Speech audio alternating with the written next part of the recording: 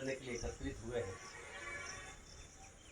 सामान्यतः वर्तमान समय में लोग ये सोचते हैं कि बीमार हम जब पड़ जाएं तब हमको योग करना है ठीक होने के लिए। वास्तव में यह आरोग्य शास्त्र का एक हिस्सा है।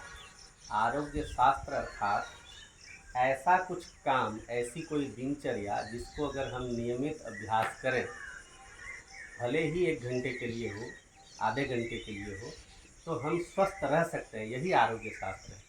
अर्थात योग, प्राणायाम या व्यायाम स्वस्थ रहने के लिए करना जरूरी है।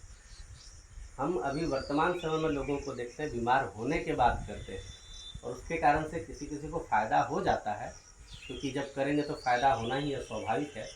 ज़्यादा ज़रूरी है हमारे दिनचर्या में योग प्राणायाम सम्मिलित होना चाहिए। अभी हम लोग सबसे प्रारंभ में मांसपेशियों का व्यायाम किए। एक एग्जाम्पल के तौर पर समझिए कि 1 लाख रुपए की हम गाड़ी लेते हैं, उसको जो समय निर्धारित रहता है कि 3000, 4000, 6000 किलोमीटर चलेगा तो उसको सर्विसिंग कराना है, और हम उसको कराते हैं, चुकते नहीं हैं। कोई भी एक छोटा सा गाड़ी। दूसरा नंबर पर सोचिए कि गाड़ी पेट्रोल से चलने वाली अगर है तो हम उस पर पेट्रोल ही डालते हैं, दूसरा कुछ भी नहीं डालते। क्यों? क्योंकि हमको डर है अगर दूसरा जैसे डीजल डाल दें या केरोसिन डाल दें तो इंजन खराब होगा। इंजन खराब अगर यदि हो भी गया तो 1 लाख की गाड़ी है तो क्या होगा? 30,000, 40,000, 50,000 और लगेगा एक्स्ट्रा। या तो इंश्योरेंस है तो इंजन मिल जाएगा, लेकिन इसके बावजूद भी हम उसमें गलत चीज़ नहीं डालते। पेट्रोल डालना है तो केवल पेट्रोल ही डालते हैं। भगवान का दिया हुआ हमारा यह शरीर दुनिया का सबसे श्रेष्ठ और सबसे बहुमूल्य इंजन है, मशीन है। हम दोनों प्रकार की गलती करते हैं। हम कभी इसका सर्विसिंग नहीं करते। सर्विसिंग करने का मतलब है कि 24 घंटे के दिन रात में 1 घंटा केवल इसका सर्विसिंग जरूरी है। 23 घंटा तक जो कुछ भी इसमें विकार उत्पन्न हुआ है उसको दूर करने के लिए 1 घंटे का योग प्राणायाम नियमित रूप से अगर यदि हम करते हैं, अभ्यास करते हैं, तो वह 23 घंटे में जो कुछ भी विकृति आई वो दूर हो जाता है। हम ये नहीं करते। दूसरे तरफ नुकसान क्या करते हैं, जो इसके भीतर डालना चाहिए वो नहीं डालते, जो नहीं डालना चाहिए वही सब डालते हैं।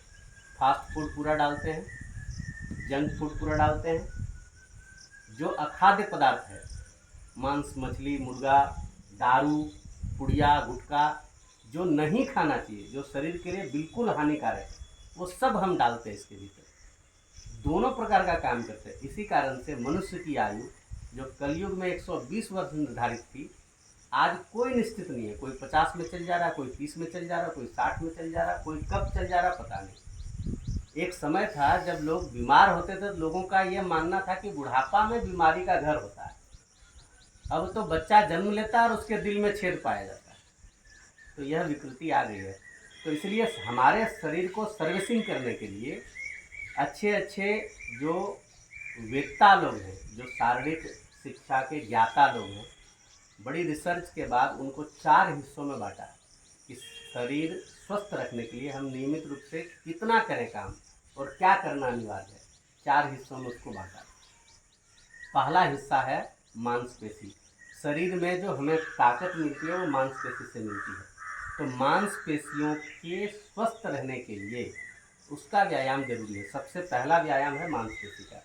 मांसपेशी का व्यायाम के लिए कुछ नहीं करना, सभी मांसपेशियों को संकुचन और विकसन हो सके वही क्रिया करना है। तो जो अभी हम करवा रहे थे वो आप लोगों ने देखा है, वो उसका आप नियमित अभ्यास कर सकते हैं। दूसरे नंबर पर आता है हड्डियों का जोड़। हमारे शरीर में कई सारे ज्वाइंट हैं, पूरा ऊपर से लेकर के गर्दन से लेकर के पैर के नाखून अंगुली तक, सभी जोड़ों को मूवमेंट कराना। जो जिस दिशा में मुड़ सकता है, जो केवल आगे मुड़ सकता है, जैसे अंगुलियां केवल आगे मुड़ रही हैं तो केवल इसको आगे मुड़ाएंगे। ये हाथ केवल ऐसे ऐसे मुड़ सकता है, ऐसे ऐसे मुड़ाएंगे, ऐसे ऐसे घूमेगा तो ऐसे भी घुमाएंगे। तो जो जिस डायरेक्शन में घूम सकता है, जितना मुड़ सकता है उतना उसको मोड़ना, तो वो ज्वाइंट सभी फ्री हो जाएंगे। तीसरे नंबर पर होता है हृदय का व्यायाम, और चौथा नंबर पर होता है फेफड़ा का व्यायाम। फेफड़ा जो संपूर्ण शरीर में ऑक्सीजन अर्थात प्राणवायु भेजने का काम करता है, रक्त को शुद्ध करने का भी काम करता है, रक्त को शुद्ध करने में मदद करता है। तो वो फेफड़ा का एक्सरसाइज करने के लिए प्राणायाम है। भस्त्रिका प्राणायाम करेंगे, कपालभाति प्राणायाम करेंगे, अनुलोम विलोम प्राणायाम करेंगे तो इसके माध्यम से हमारा जो फेफड़ा है वह स्वस्थ रहेगा। फेफड़ा का व्यायाम करने का अर्थ है, फेफड़ा हमारा बहुत सारा कोष होता है, फेफड़े में चारों तरफ ब्रांचेज, मतलब ऐसा गुब्बारा जैसा होता है। सामान्य जब हम श्वसन करते हैं तो बीच में ही केवल ऑक्सीजन घुसता है और वापस आ जाता है, तो जो गंदगियां हैं वो फेफड़े के चारों तरफ में जमा रहता है। ठीक है, तो एक बार 24 घंटे में कभी न कभी ऐसा हमको करना कि पूरा श्वास भरिए फेफड़ा में, फेफड़े के सभी कोषों तक ऑक्सीजन पर्याप्त मात्रा में भर दीजिए, पूरा फेफड़ा फूलेगा और फिर झटके से उसको बाहर निकालेंगे, पूरा फेफड़ा फिर से सिकुड़ जाएगा।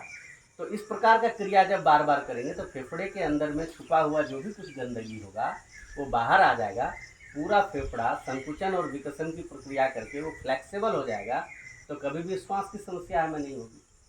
हृदय का व्यायाम क्यों जरूरी है, उसको इस तरीके से समझिए कि जैसे हमारे घर में कहीं पर बर्तन आदि धोने का स्थान होता है, उसके बाद उसमें से एक नाली गुजरती है, घर में चापाकल हो या नल हो, उसके बाद से एक नाली गुजरती है जो पानी बाहर निकलता है। तो रोज देखेंगे वहाँ उस नाली में कुछ न कुछ गंदगी जमी होती है, प्रतिदिन हम उसको खुरच करके साफ नहीं करते। क्या करते हैं, एक बाल्टी पानी लेते हैं और एक बार जोर से उसमें मार देते हैं, सारी गंदगियाँ बाहर निकल जाती हैं। वही प्रोसेस हमारे नर्वस सिस्टम का है।